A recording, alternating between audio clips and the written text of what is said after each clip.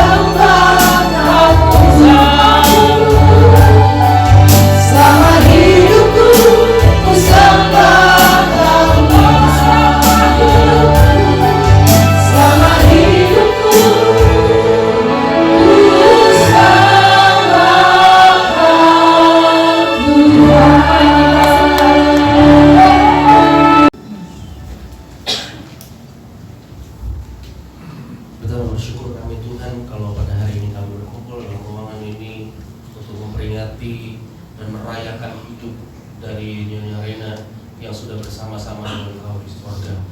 Kami bersyukur kalau kami boleh memuji menyembah Tuhan dalam hadirat-Mu. Kami percaya Tuhan, Engkau menguasai ibadah syukur ini dari awal hingga akhir, sehingga kami semua memperoleh sukacita dan memiliki pengharapan bahwa kelak satu hari kami boleh berkumpul di sorga bersama saleh Tuhan, satu meja seperjamuan dengan Tuhan Yesus. Berdoa buat keluarga yang dari Ibu Rena, Tuhan, semuanya boleh dikuatkan, boleh semakin teguh dalam pelayanan, menjalani kehidupan mengiring Tuhan, sehingga bisa mewariskan sesuatu yang baik, sesuatu yang besar.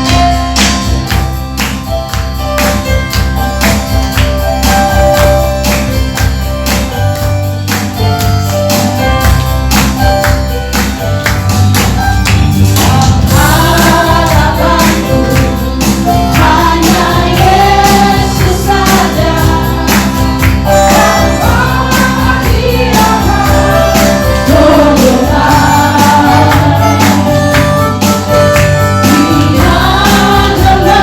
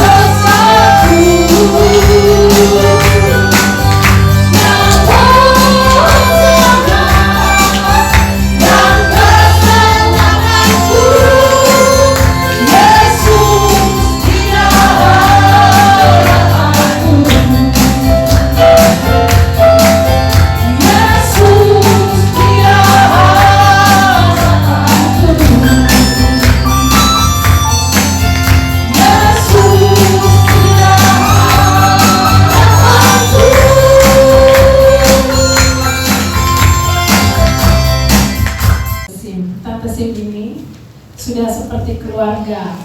Udah keluarga ya Tante. Jadi tahun 1997 itu dulu papa saya mendirikan persekutuan, dan inilah anggota-anggotanya. Dan kita nggak pernah tahu waktu itu papa ke Ambon, terus di kapal papa titip mama sama tante Si. Jadi bilang titip duren, dan terus memang tante Si benar-benar jagain. Dan sekarang kita mau dengar, dan kita juga terima kasih tante sudah pegang mandat.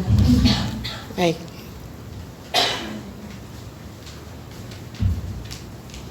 Shalom Bapak Ibu. Shalom.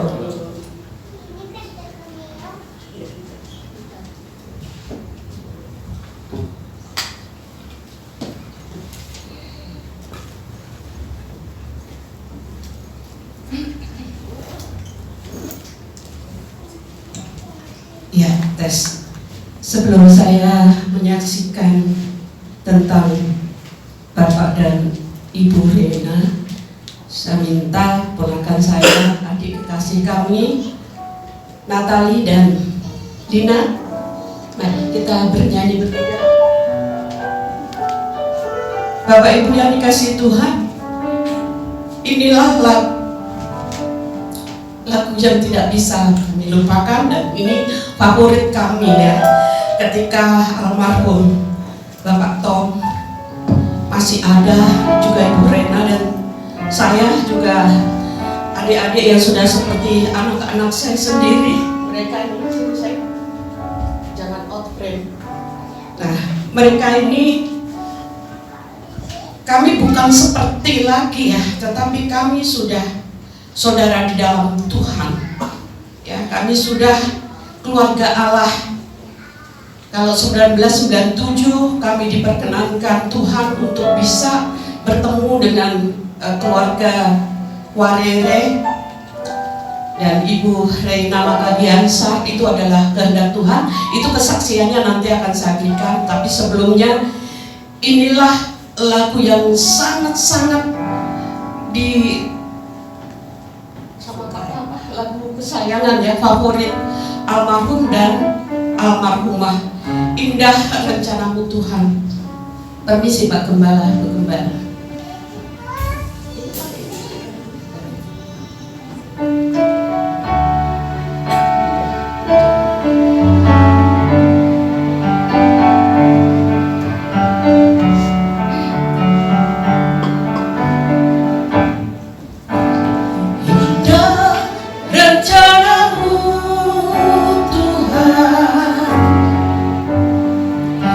Di dalam hidupku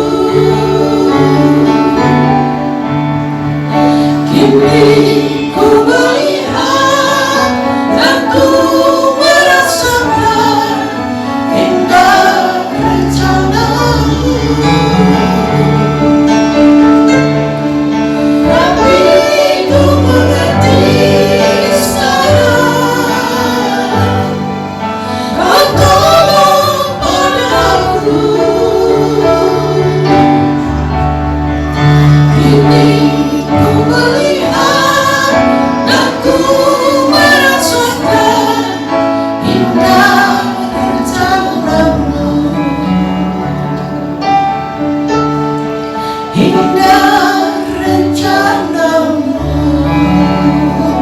Haleluya. Sungguh sangat indah rencana Tuhan. Bapak Ibu yang dikasihi Tuhan, saudara-saudara yang saat ini berkenan hadir, termasuk Sis Oli, ya, Tante Oli, yang mana beliau-beliau ini saya pribadi kenal dari tahun 1997 sampai detik ini. Cukup lama ya Bapak Ibu.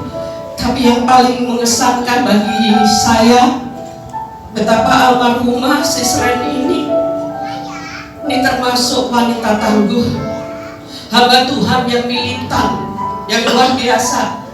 Usia kami ini berpaut 14 tahun. Ketika kami pelayanan berdua, kami masih naik motor Bapak Ibu. Seseren ini, kalau sudah ada maunya, pokoknya jalan busim, pokoknya ayo jalan. Walaupun terik seperti tadi, ya, panas seperti tadi Bapak Ibu.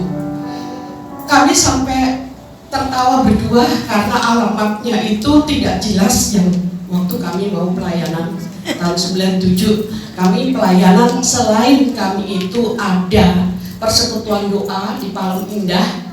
Dulu saya tinggal di Jakarta Pusat. Tahun 97 kami pindah ke Pondok Kelapa. Nah, di situ di perumahan Palem Indah ada salah satu warga yang mengadakan persekutuan doa, almarhum keluarga Bapak Denny. Nah, kemudian Bapak Denny ini mengenal kami, keluarga Simanjuntak, ini pasti Kristen gitu ya. Mereka datangi dan mereka ajak ibadah persekutuan dan kami sambut. Tapi kesininya lebih kepada di tempat kediaman saya, tidak jauh sih. Pak Denny Blok K, saya Blok L nomor 7. Dan ini yang melayani adalah Bapak almarhum Thomas dan Ibu Rena. Ketika itu mereka yang menjadi gembala di persekutuan doa. Dan dari mereka saya mengenal nih anak-anak kami ya, sudah bukan seperti lagi, tapi mereka memang secara rohani sudah keluarga saya. Kita memang tidak lahir dari satu pohon, tetapi dari Bapak Adam dan Ibu Hawa. Mereka adalah keluarga saya. Dan Bapak Ibu semua juga saudara saya, keluarga saya. Dari pohon Bapak Adam dan Ibu Eva. Bapak Ibu, saya tadi ceritakan bahwa almarhumah ini kalau sudah, ayo Bu Sim pelayanan, beliau memanggil saya itu Bu Sim ya, dari Simanjuntak Bu, ya Simnya itu Simanjuntak. Dan saya tuh mau aja asal suka, asal Ibu suka gitu ya. Jadi ini saya juga tidak mau terus menerus menangis ya dengan kepergian beliau. Beliau sudah jelas kita percaya sudah ada bersama Tuhan Yesus di Firdaus. Kalaupun nangis memang itu wajar karena kita kehilangan. Sampai beliau diberi umur sampai 81 ya. Nah waktu itu saya masih benar-benar bisa naik motor dan boncengan sama beliau. Sampai siang bolong tidak ketemu tempat yang ini, di mana sih kuburan, muter-muter aja di sini. Ini panas, udahlah Bu Sim, anggap aja saat ini bulan purnama. Aduh Bapak Ibu yang terkasih, saya tuh sambil memboncengkan beliau ya, gitu ya. Gimana sih bulan purnama Bu? Ini kepala mau pecah gitu lah. Santai aja lah bro. Manggil saya kadang ya bro, kadang apa. Suka, iya Mama Rena suka kadang suka juk ya, suka guyon, suka inilah yang menjadi saya tuh terikat secara rohani, secara batin. Dan ketika saya mendampingi suami berpindah-pindah kota ya karena pekerjaan, beliau tuh di mana saya ada dia harus diajak. Di mana mau di Jogja, mau di Solo, mau di Madiun, pokoknya musim ada jemput saya. Kalau enggak saya berangkat sendiri. Kayak tahu aja dia bilang gitu. Emang Ibu tahu saya tinggal di mana? Makanya Bu Sim jemput saya. Saya tadi diingatkan Lina, ini bukan suatu kesengajaan saya pilih baju batik ini. Kalau nggak salah Mama juga ada. Dan ini tidak ada duanya karena kami pesan khusus waktu beliau nyusul saya, bukan nyusul, saya harus jemput beliau untuk ke Solo. Ya, di Solo saya juga ada pelayanan dan beliau sudah standby itu dengan kopernya tuh. Aduh, ini yang mau pergi siapa udah standby ya, udah ini mereka akrab banget dengan habit mamanya ya. Ini kalau sudah ada tante Sim ini pasti ikut, benar. Singkat cerita dari Solo juga kami juga ajak pelayanan di sebuah gereja dan pusing.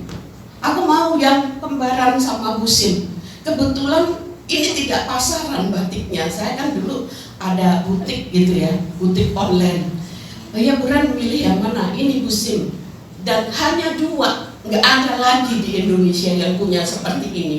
Nggak tahu kalau mama punya udah kedodoran ya. Tapi inilah kesederhanaan kami ya, bahwa kesatuan hati, ada ikatan, ada suatu chemistry. Saya sudah memang benar menganggap beliau itu kakak saya, dan saya juga mencontoh betapa beliau itu straight orangnya itu, fight benar.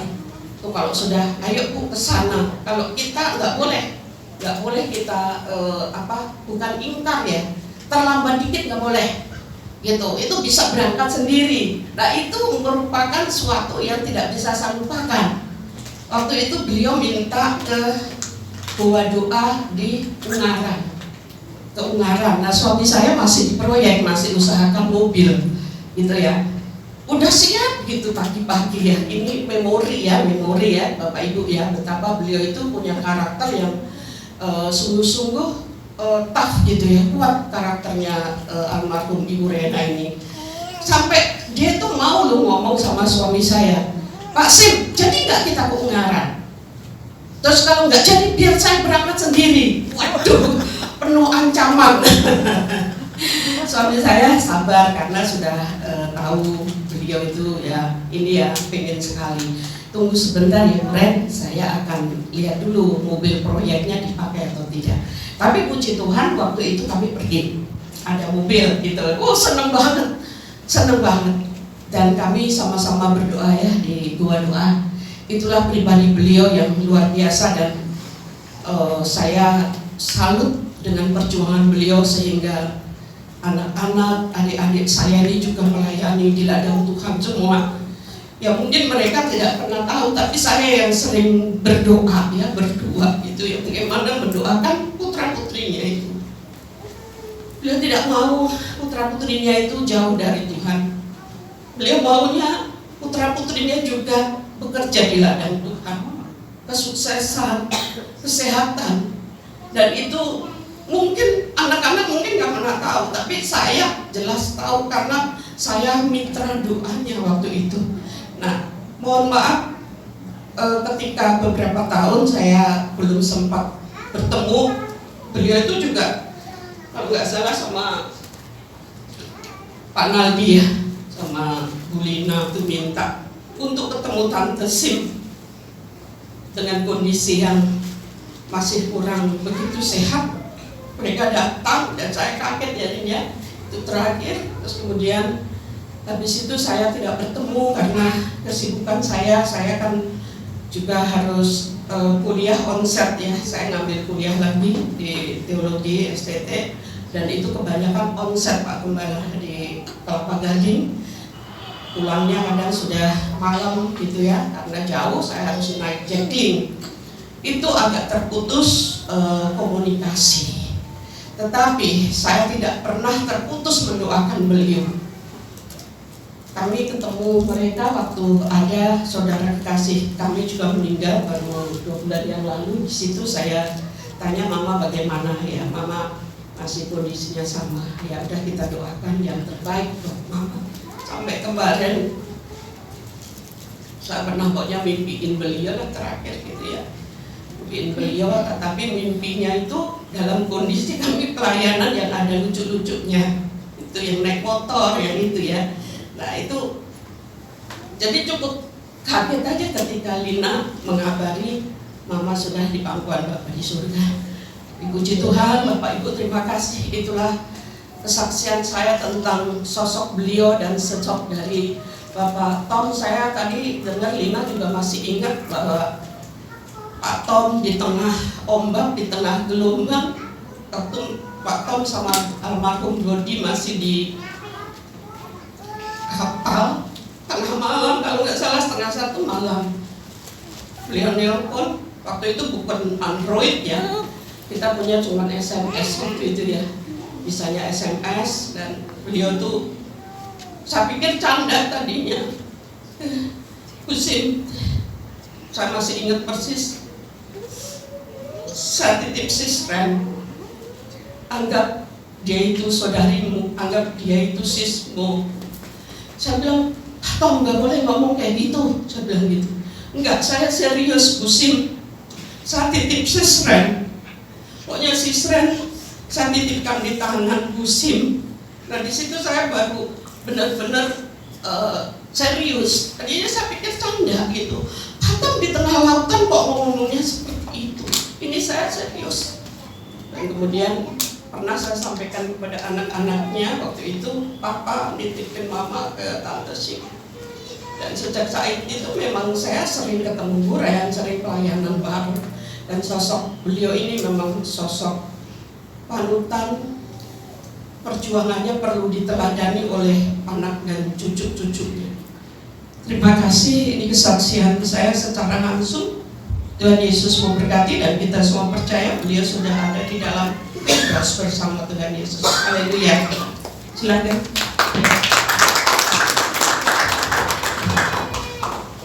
Terima kasih Tante Sim.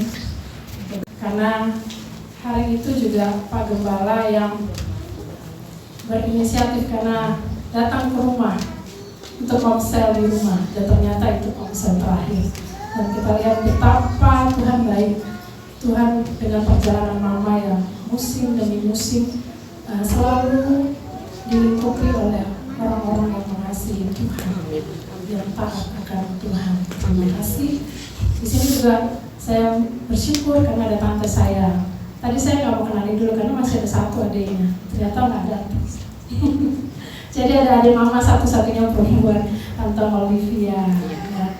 Terus ada saudara Papa juga, Tante Teli, Arthur, dan saudara-saudara yang lain juga. Ada mertua saya, Papa Mama yang sudah sempat mendatang sama adik ipar saya. Soalnya terima kasih. Ada Bapak dari Pegembala GKI. Ada Bapak Gembala JKI dan Ibu.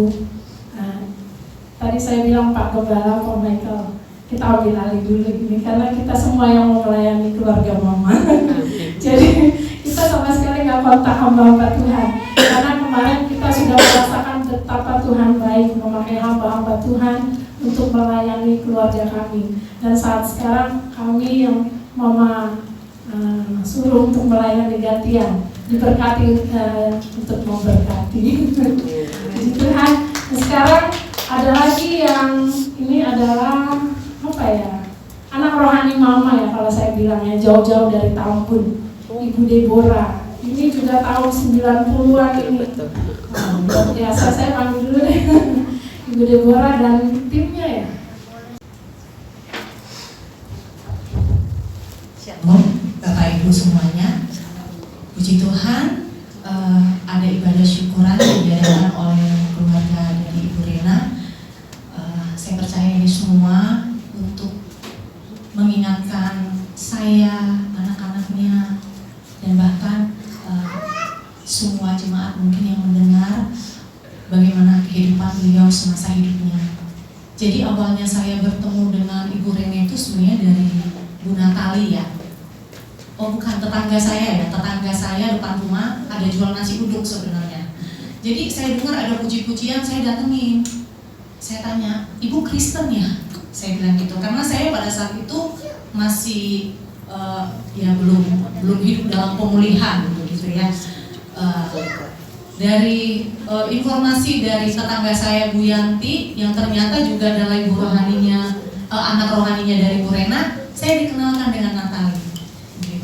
Jadi saya kesaksian tentang keluarga ini juga ya, bagaimana keluarga ini sangat luar biasa dipakai Tuhan, sehingga saya juga bisa berdiri saat ini itu karena Tuhan meletakkan fondasi itu berawal dari keluarga termasuk anak-anaknya Ibu Rena. Jadi pada saat kenal Natali, saya langsung dibawa tuh di Prima Harapan melayani seorang anak Mbak Tita ya, yang tuli sebelah ya. Natali masih ingat ya.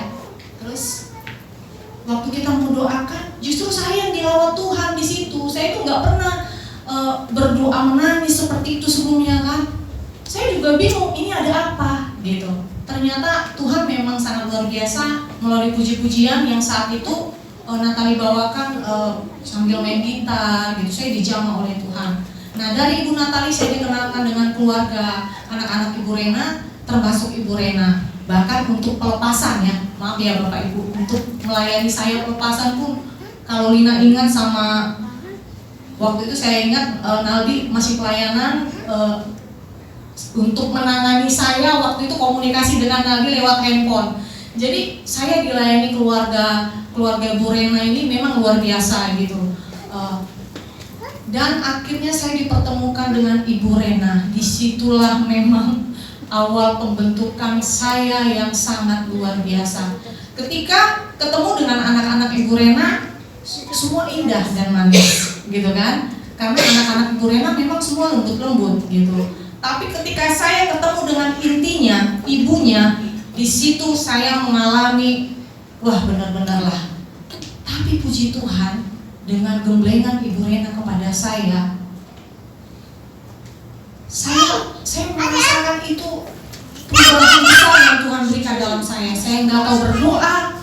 Kan Ibu Rena itu kebiasaannya kalau ibadah itu suka tumpang tangan sama orang kan, gitu.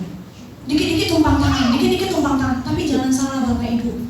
Jadi setiap Ibu Rena tumpang tangan, itu saya selalu nunggu gini. Apalagi nih, Tuhan bicara apa lagi nih? Tuhan mau ngomong apa lagi nih sama saya? Saya mau ditegur apa lagi nih? Kadang-kadang orang takut ya ditegur gitu, tapi saya siap gitu. Setiap Ibu Rena mau berdoa, saya selalu bilang sama Tuhan, udah Tuhan, telanjangi lagi Tuhan, udah Tuhan, pasti ditegur lagi, gitu. Jadi kalau kami duduk, jadi kami buka persekutuan doa, duduk satu bait lagu Pak, pujian penyembahan, itu udah kelompok-kelompok semua Pak. Udah ada yang langsung bahasa roh, ada yang langsung manifest, pokoknya memang beliau ini hamba Tuhan yang langka gitu, langka. Jadi saya nggak nemu gitu Pak, nggak nemu sosok hamba Tuhan seperti Ibu Rena ini. Ibu Rena nggak terkenal loh, nggak terkenal loh. Tapi saya percaya dia sangat dikenal Tuhan. Sampai saya melihat gini ya, ini siapa sih guru rohaninya? Sampai saya gitu, karena saya mikir nggak pernah saya dapat lawatan Tuhan seperti Bu Rena ini melayani saya. Meskipun dengan segala karakternya yang keras, yang kadang-kadang saya nggak terima gitu, tapi saya nggak pernah melawan, saya nggak pernah membantah Ibu gitu. Saya nggak suka pun saya bilang, aduh Tuhan ampuni saya Tuhan. Padahal kadang-kadang Ibu Rena juga yang keras kan, tapi saya bilang Tuhan ampuni saya Tuhan. Jadi satu keinginan Ibu memang yang memang saya lihat ya, Tuhan memakai beliau itu supaya para pendoa, hamba-hamba Tuhan yang mau dibentuk itu punya telinga untuk mendengar, yaitu ketaatan kepada Tuhan. Jadi hanya orang-orang tertentu memang yang mengerti, yang mau digembleng oleh Tuhan itu pasti mengerti. Tapi orang yang gampang sakit hati pasti mundur, gitu, pasti nggak kuat gitu. Tapi beliau pun, saya percaya punya ikatan batin yang kuat pada saat itu dengan saya. Saya udah cerita sama Lina sama Natali. Waktu itu saya punya adik ya, udah saya anggap adik lah yang bantuin di rumah saya dari seberang, terima Yesus. Saya bingung karena anak saya masih kecil pada saat itu. Aduh siapa yang mau nemenin dibaptis ya? Tiba-tiba pagi-pagi Bu Rena udah nongol depan pintu. Dan saya juga nggak tahu saya kenapa datang. Berarti ibu ini mau nemenin dia tuh baptis gitu. Jadi setiap saya bergumul berat, terus terang saya tuh jarang ngomong ke Ibu Rena. Saya bukan orang yang suka menceritakan saya bermasalah, saya bergumul, bukan. Tapi saya ngomong sama Tuhan. Nanti Tuhan kasih tahu sama Ibu Rena, gitu. Mungkin pengertian saya tentang Ibu Rena lebih dalam kali dari anak-anaknya pada saat itu ya. Maksudnya cara gemblengnya kan anak-anaknya udah biasa di rumah ya, dimarahin udah biasa di rumah. Kalau kayak saya kan, saya bukan sedarah gitu. Tapi saya sangat disayang sama Ibu Rena. Jadi Natali kemarin cerita, iya kadang mama ditelepon, kadang bukan saya yang nelpon. Bu Rena tiba-tiba bilang, Dek, besok kita pelayanan ya. Pelayanan, oke siap Bu. Jadi banyaklah pelayanan tentang bagaimana mendoakan orang, bagaimana taat berdoa. Apalagi satu pengajaran yang Bu Rena itu saya paling ingat. Bapak Ibu yang dengar pasti diberkati mendengar ini. Deborah, kamu mau cari karunia apa? Gak ada gunanya kalau kamu tidak minta sama Tuhan karunia kepekaan, yaitu membedakan roh. Di situ saya bingung membedakan roh seperti apa, Bu? Kita bisa membedakan mana kehendak Tuhan, yang mana yang dari Tuhan, yang mana yang bukan kehendak Tuhan. Karena kalau kita hanya mengejar karunia, kita nggak tahu nanti kita sibuk mengejar karunia tanpa kita tahu kehendak Tuhan yang mana, gitu. Jadi sempat saya dengan Ibu Rene ini 4 tahun tidak komunikasi, ya namanya beda kepala ya. Karena ada satu kerinduan saya, Bu, saya mau sekolah teologi, tidak boleh. Kamu harus jadi pendoa. Saya bilang, kalau panggilan pasti saya selesai. Kalau nggak panggilan, kalau kedagingan, saya pasti nggak selesai. Di situ Ibu Rena nggak setuju. Kenapa? Karena Ibu Rena itu sayang banget sama saya. Tuhanku datanglah, bawa saya masuk sana. Sama-sama kita angkat pujian. Oh Yerusalem, oh Yerusalem, kota mulia.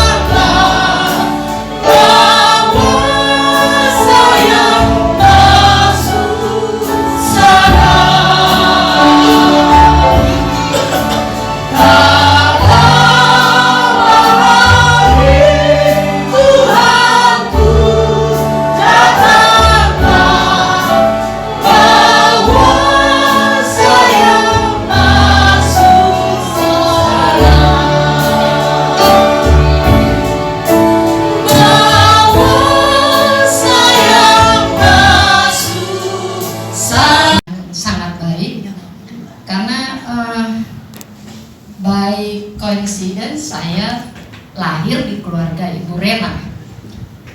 Tidak saya minta, tapi tidak ada yang kebetulan Tuhan memberikan bagian itu dalam hidup saya.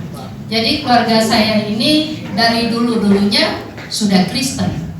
Keluarga Kristen yang boleh dibilang Opa sangat bangga bahwa kita tuh keluarga Kristen. Opa juga pelayanan, dulu menjadi sekretaris majelis di GPIB Petrus di Tomang.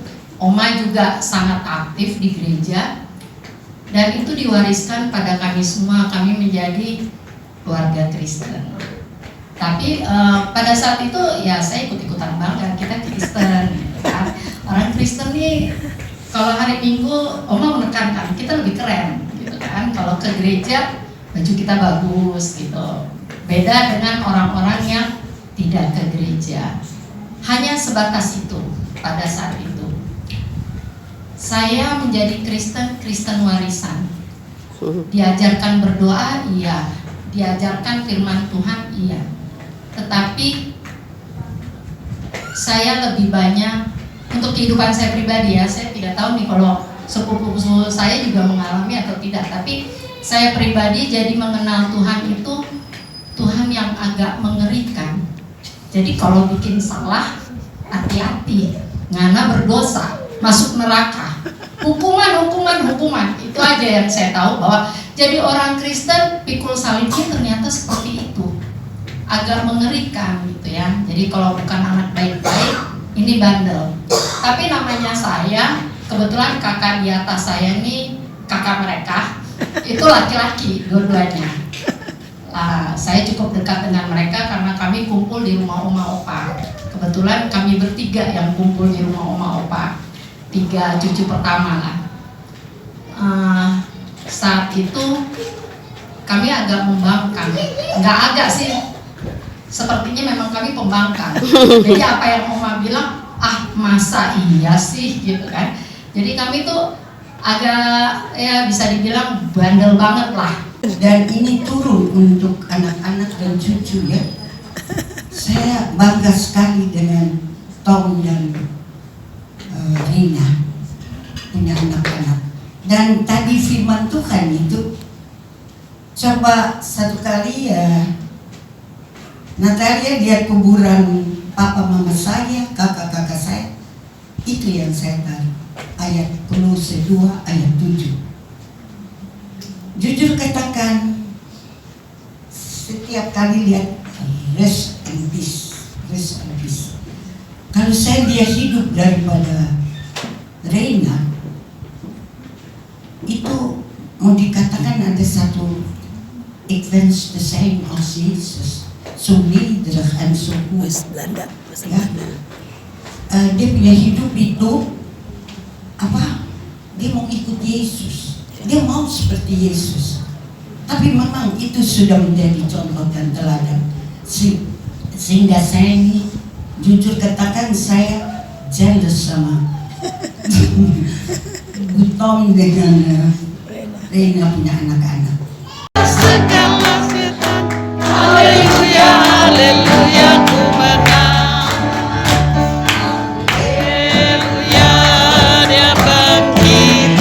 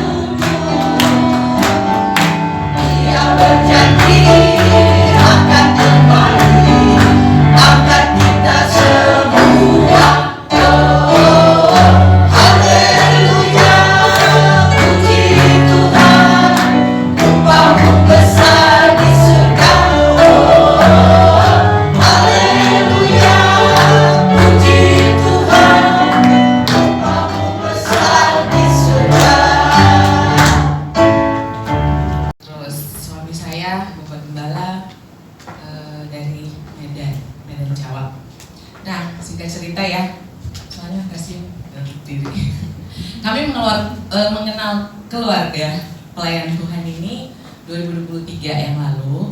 Terus yang pertama kami ketemu adalah Kanaldi karena diminta main musik sama temennya temen Pagem. Terus katanya Kanaldi kenapa mau membantu pelayanan di gereja kami karena terbeban pelayanan musik. Terus kita kan tanya ya sebagai gembala, kan udah punya gereja lokal Kak, bagaimana dengan gembalanya? Jadi sekalian saya ngomong ya Kak ya, ada Bapak Pendeta Michael di sini.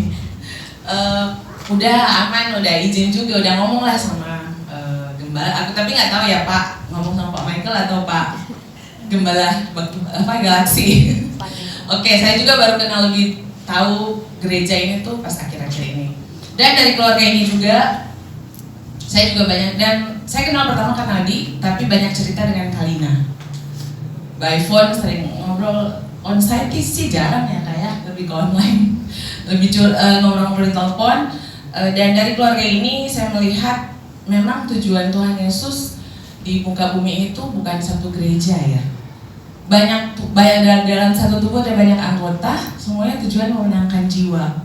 Makanya dari awal aku bilang ke Kanaldi kan ada gereja lokal, kok mau melayani di gereja kita pegang struktural lagi koordinator musik. Katanya nggak apa-apa.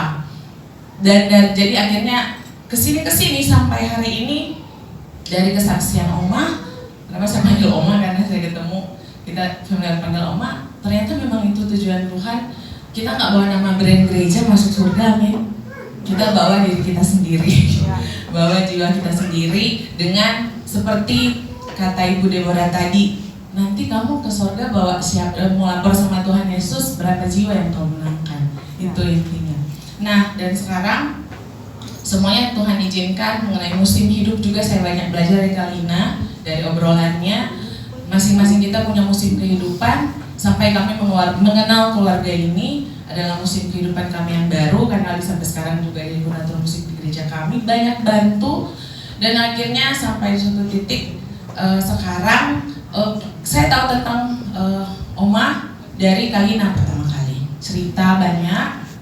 Terus saya bilang, mungkin kami boleh kali kunjungin Oma untuk mendoakan gitu kan. Oh iya, nanti saya koordinasilah sama Kanali, nanti kalau emang bisa sampai dikasih tahu ya Bugem gitu.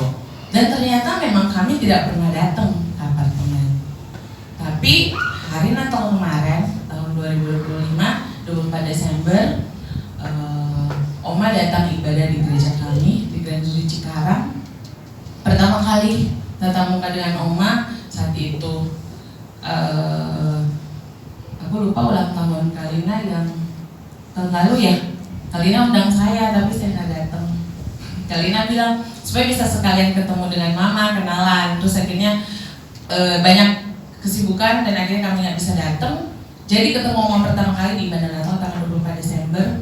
Yang tadinya kami mau niat untuk kunjungin Oma di apartemen, nggak dikehendaki Tuhan lah ya. Menghiasi hati dan jiwaku, ku tak dapat hidup tanpa kasih-Mu, Tuhan. Berangkatku sepanjang jalanku, kasih Yesus hingga dalam hidupku, menghiasi hati dan jiwaku.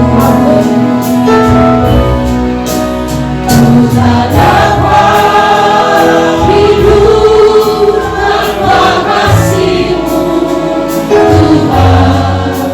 Pegang tanganku sepanjang jalanku,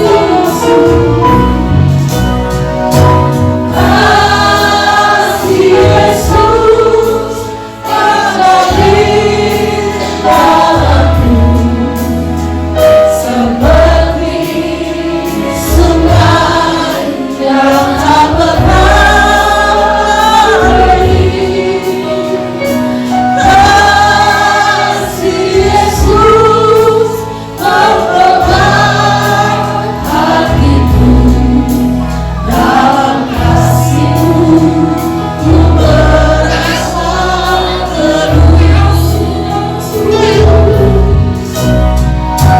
Kasih Yesus mengalir dalamku, seperti sungai yang tak pernah berhenti. Kasih Yesus memperbaiki hatiku, dalam kasih-Mu ku merasa terus. Dalam kasih-Mu ku merasa terus. Dalam kasih-Mu saya serahkan kepada Ibu Nirina.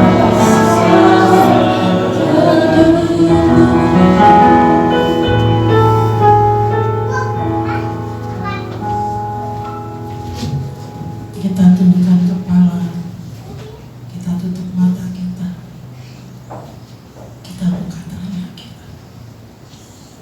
Bapak, terima kasih untuk sore hari ini. Kalau bukan karena Tuhan, maka kami bukan apa-apa. Dan Dan saat ini Tuhan, seberapa kami yang hadir, kami mau naikkan syukur kami atas dipanggilnya orang tua terkasih kami kembali ke pangkuan-Mu. Kami percaya Tuhan, Mama sudah senang bersama-Mu. Dan setiap kami yang masih tinggal saat ini, kami mau terus belajar dan diajar oleh firman-Mu. Kuasai setiap kami dengan Roh Kudus-Mu Tuhan, dan biarlah setiap kami boleh mendapatkan pengertian yang benar akan Engkau. Terima kasih Bapak. Kami sambut sabda-Mu dengan penuh syukur dalam nama Tuhan Yesus Kristus. Haleluya. Semua katakan amin. Shalom. Silakan duduk. Hari ini Ordal ya yang melayani.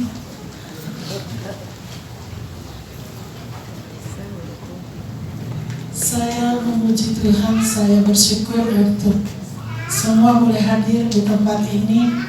Terima kasih ya, kita bersukacita bersama-sama. Sudah 1 minggu pas hari ini mama saya berpulang ke rumah Bapa di surga. Saya ingat betul bagaimana saya mengikuti panggilan Tuhan. Menjelang saya lulus SMA, tumpangkan tangannya ke atas kepala saya dan mereka mengatakan bahwa saya jadi hamba Tuhan. Cita-cita saya jadi dokter. Itu dari kecil saya ingin jadi dokter. Jadi pas dibilang seperti itu, hati saya seperti menolak gitu. Di hati saya bilang, Tuhan, saya kan mau jadi dokter. Masa Tuhan gak izinkan saya jadi dokter? Saya bandingkan saya dengan kakak sulung saya. Dia kepingin jadi seniman, jadi pemusik. Tuhan kasih. Loh kok saya enggak gitu. Lalu saya mengambil jalan. Kemauan Tuhan tidak saya ikuti. Karena Tuhan juga tidak ikuti kemauan saya. Bandel ya. Jadi saya ambil jalan tengah. Bukan kehendak Tuhan, bukan juga kehendak saya. Saya masuk fakultas hukum. Berjalannya waktu saya mengikuti kuliah di fakultas hukum, saya hilang damai sejahtera. Aslinya saya jago ngafal. Tapi waktu di fakultas hukum menjelang ujian mid semester itu catatan saya paling rapi. Setiap dosen mau memulai kuliah, yang pasti dipinjam catatannya saya. Karena catatan saya lengkap dan rapi. Bahkan teman-teman saya itu semua meminjam catatan saya.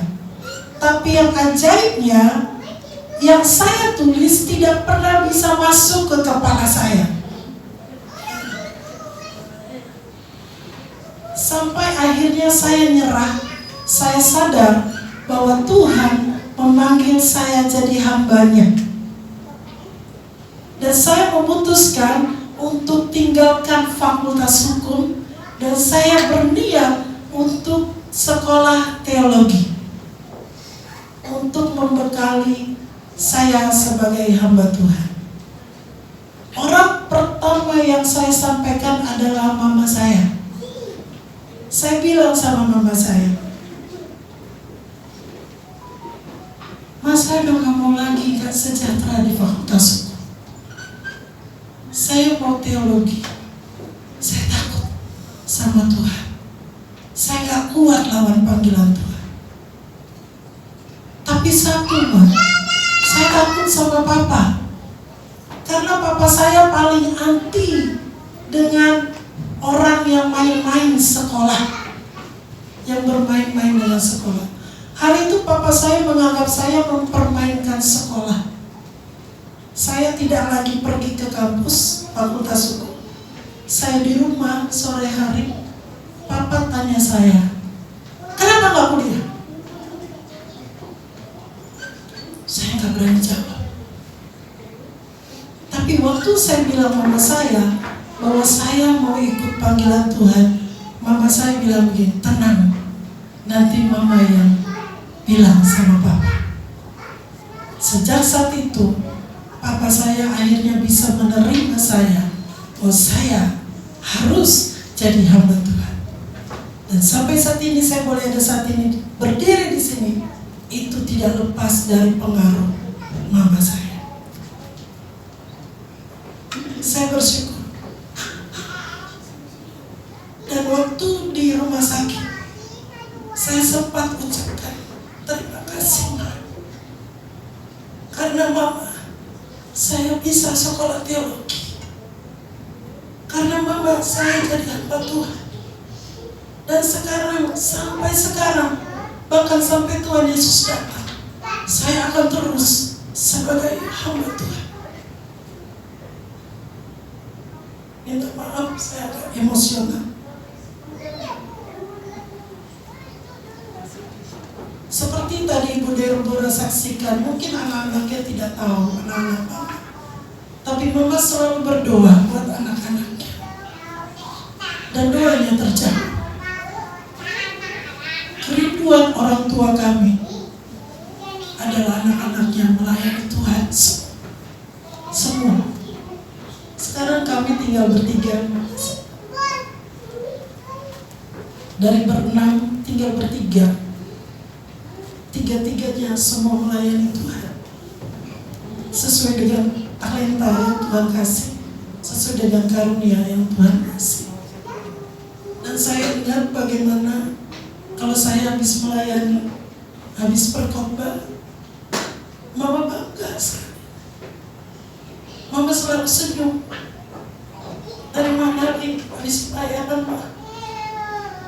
Kau khotbah? Dia tersenyum. Dia senang sekali. Bahkan kalau saya berkhotbah, ada mama tambah happy lagi. Karena itulah doanya, itulah kerinduannya.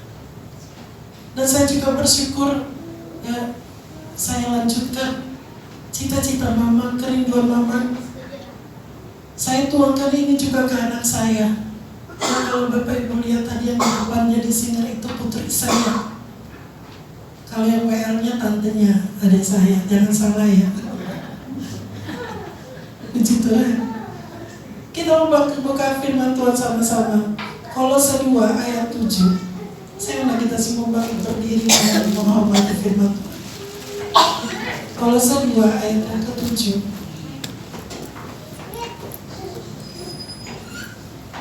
Kita baca sama-sama firman Tuhan ini dengan suara yang mantap. 2, 3, iya.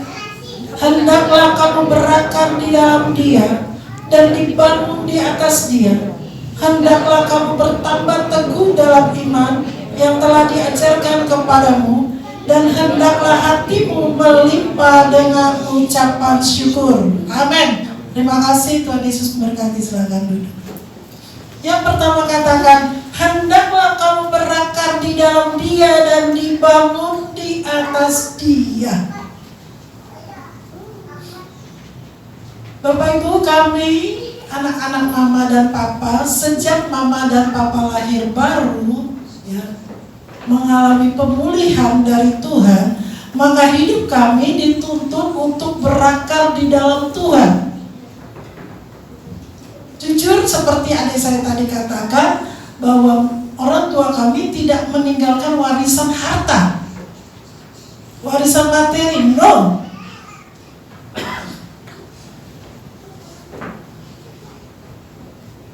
Tapi orang tua kami meninggalkan warisan untuk hidup takut akan Tuhan. Dan saya sangat-sangat berbangga dalam hal ini. Saya berbangga di dalam Tuhan karena kami dididik untuk takut akan Tuhan. Saya ingat betul bagaimana waktu kami masih sekolah, yang masih di bangku sekolah. Kalau papa habis marah kami, maka jelas ya, sewajarnya bahwa kami akan ngambek gitu ya. Nggak berani balas marah, nggak mungkin lah ya. Tapi ngambek gitu ya. Nah, muka kami mencerminkan muka nggak sejahtera gitu. Tapi dengan cara seperti pun Papa kumpulkan kami di meja makan, lalu kita diajak memuji Tuhan. Bayangkan ya, muka lagi kurang sejahtera karena hati lagi kesal, habis dimarahi, tapi Papa ngajak kita tetap memuji Tuhan. Nanti Papa akan lihat muka kami satu persatu. Ya kami memang gak nyanyi, karena memang hati lagi jengkel, lagi kesal. Kami tidak nyanyi dan hari itu Papa marah sekali kalau kami tidak buka suara untuk memuji Tuhan. Papa bilang, kalau tidak mau menyanyi buat Tuhan, keluar. Dan kami dididik sangat keras, khususnya dalam hal takut akan Tuhan, khususnya dalam hal menghormati Tuhan. Nah, kalau sudah dibilang begitu, Dan ini turun untuk anak-anak dan cucu ya. Saya bangga sekali dengan Tom dan Rina punya anak-anak. Dan tadi firman Tuhan itu, coba satu kali ya, Natalia lihat kuburan papa mama saya, kakak-kakak saya, itu yang saya tarik. Ayat Kolose 2 ayat 7. Jujur katakan, setiap kali lihat rest and peace, rest and peace. Kalau saya dia hidup daripada Reina, itu mau dikatakan ada satu ik wens te zijn als Jezus, zo nederig en zo goed. Ya. Dia punya hidup itu apa? Dia mau ikut Yesus. Dia mau seperti Yesus. Tapi memang itu sudah menjadi contoh dan teladan. Sehingga saya ini jujur katakan saya jealous sama Tom dengan Reina punya anak-anak. Segala setan, haleluya, haleluya, ku menang. Haleluya, dia bangkit.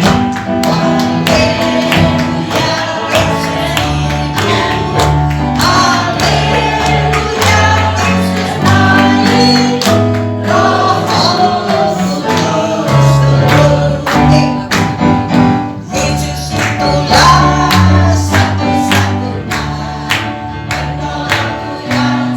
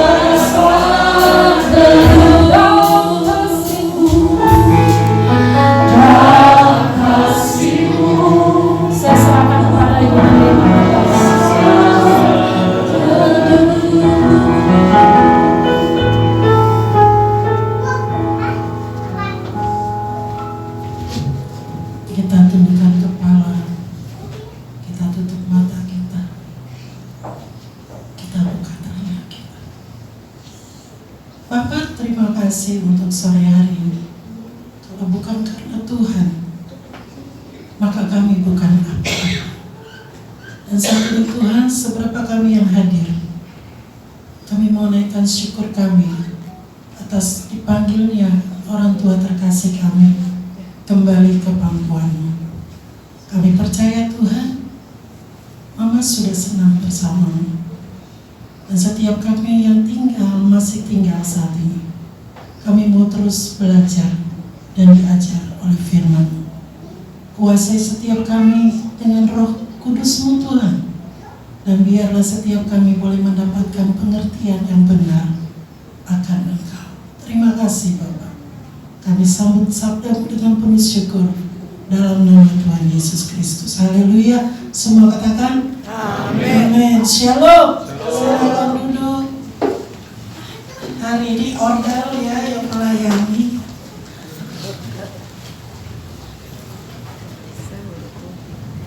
Saya memuji Tuhan, saya bersyukur untuk semua boleh hadir di tempat ini. Terima kasih ya, kita bersukacita bersama-sama. Sudah 1 minggu pas hari ini mama saya berpulang ke rumah Bapa di surga. Saya ingat betul bagaimana saya mengikuti panggilan Tuhan. Menjelang saya lulus SMA, tumpangkan tangannya ke atas kepala saya dan mereka mengatakan bahwa saya jadi hamba Tuhan. Cita-cita saya jadi dokter. Itu dari kecil saya pengen jadi dokter. Jadi pas dibilang seperti itu, hati saya seperti menolak gitu. Di hati saya bilang, Tuhan, saya kan mau jadi dokter. Masa Tuhan gak izinkan saya jadi dokter? Saya bandingkan saya dengan kakak sulung saya. Dia kepingin jadi seniman, jadi pemusik, Tuhan kasih. Loh kok saya enggak gitu. Lalu saya mengambil jalan, kemauan Tuhan tidak saya ikuti. Karena Tuhan juga tidak ikuti kemauan saya. Bandel. Jadi saya ambil jalan tengah. Bukan kehendak Tuhan, bukan juga kehendak saya. Saya masuk fakultas hukum. Berjalannya waktu saya mengikuti kuliah di fakultas hukum, saya hilang damai sejahtera.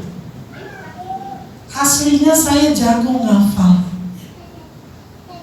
Tapi waktu di fakultas hukum menjelang ujian mid semester itu catatan saya paling rapi. Setiap dosen mau memulai kuliah, yang pasti dipinjam catatannya saya.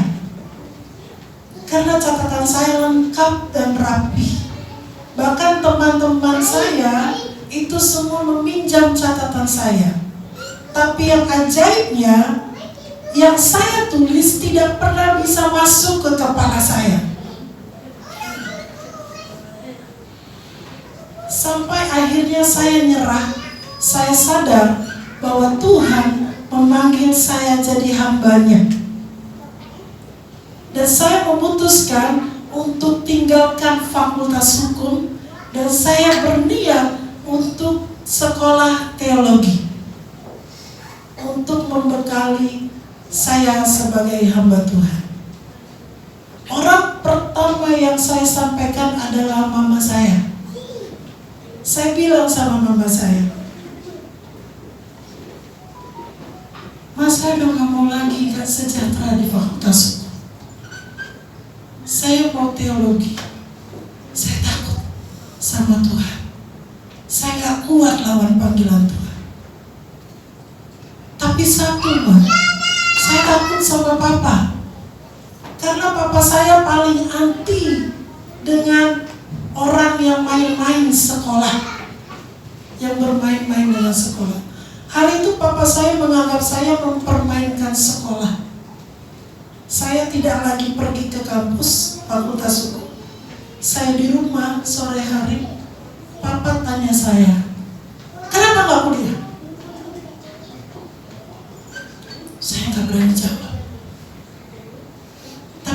saya bilang mama saya bahwa saya mau ikut panggilan Tuhan, mama saya bilang begini, tenang, nanti mama yang bilang sama papa. Sejak saat itu, papa saya akhirnya bisa menerima saya, oh saya harus jadi hamba Tuhan. Dan sampai saat ini saya boleh ada saat ini berdiri di sini, itu tidak lepas dari pengaruh mama saya.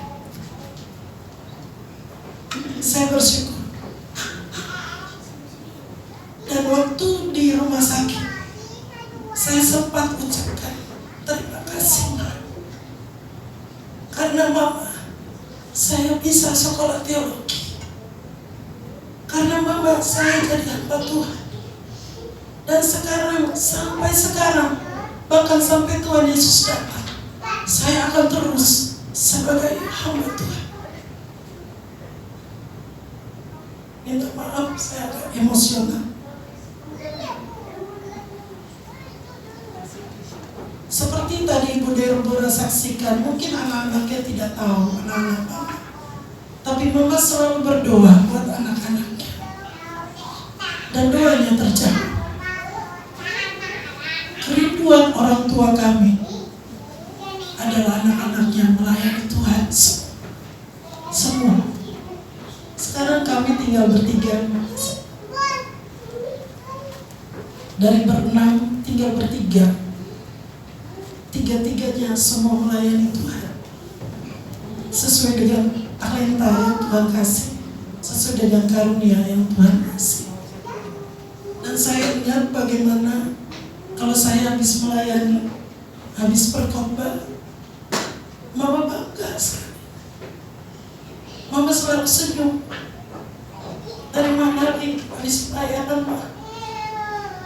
Kau khotbah? Dia tersenyum.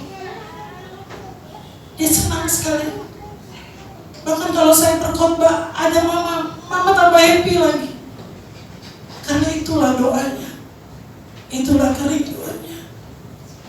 Dan saya juga bersyukur, ya, saya lanjutkan cita-cita mama, kerinduan mama. Saya tuangkan ini juga ke anak saya. Nah, kalau Bapak Ibu lihat tadi yang di depannya di sini itu putri saya. Kalau yang WL-nya tantenya, adik saya, jangan salah ya. Puji Tuhan. Kita membuka firman Tuhan sama-sama. Kolose 2 ayat 7. Saya undang kita semua bangkit berdiri dan menghormati firman Tuhan. Kolose 2 ayat yang ke-7.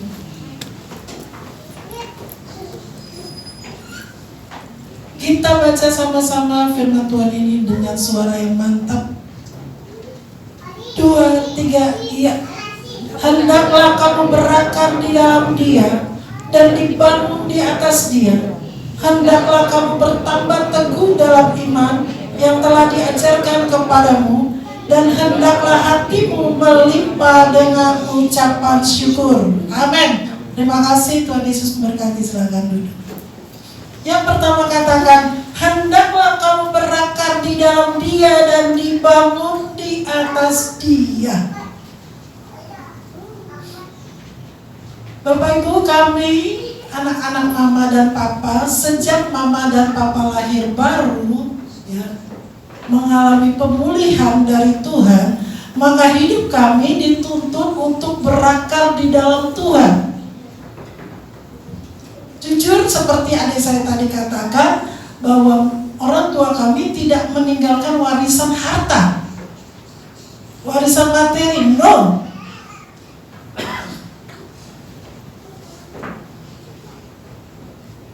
Tapi orang tua kami meninggalkan warisan untuk hidup takut akan Tuhan. Dan saya sangat-sangat berbangga dalam hal ini. Saya berbangga di dalam Tuhan karena kami dididik untuk takut akan Tuhan. Saya ingat betul bagaimana waktu kami masih sekolah, yang masih di bangku sekolah. Kalau papa habis marah kami, maka jelas ya, sewajarnya bahwa kami akan ngambek gitu ya. Nggak berani balas marah, nggak mungkin lah ya. Tapi ngambek gitu ya. Nah, muka kami mencerminkan muka nggak sejahtera gitu. Tapi dengan cara seperti itu pun, Papa kumpulkan kami di meja makan, lalu kita diajak memuji Tuhan. Bayangkan ya, muka lagi kurang sejahtera karena hati lagi kesal, habis dimarahi, tapi Papa ngajak kita tetap memuji Tuhan. Nanti Papa akan lihat muka kami satu persatu. Ya kami memang gak nyanyi, karena memang hati lagi jengkel, lagi kesal. Kami tidak nyanyi dan hari itu Papa marah sekali kalau kami tidak buka suara untuk memuji Tuhan. Papa bilang, kalau tidak mau menyanyi buat Tuhan, keluar. Dan kami dididik sangat keras, khususnya dalam hal takut akan Tuhan, khususnya dalam hal menghormati Tuhan. Nah kalau sudah dibilang begitu, daripada kita keluar, ya kita nyanyi aja. Ya.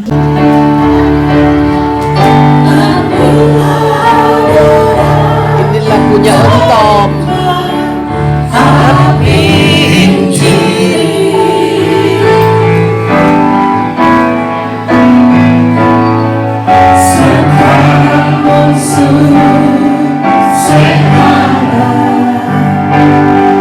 Yang tinggal cuma pasang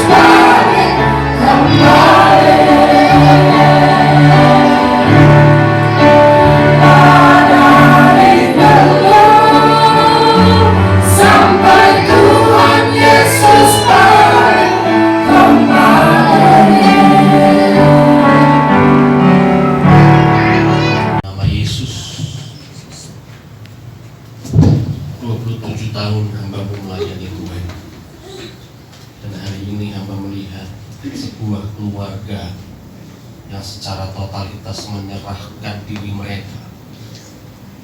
Untuk kami para hamba Tuhan, doakan atas teladan mamah mereka yang sudah Tuhan panggil.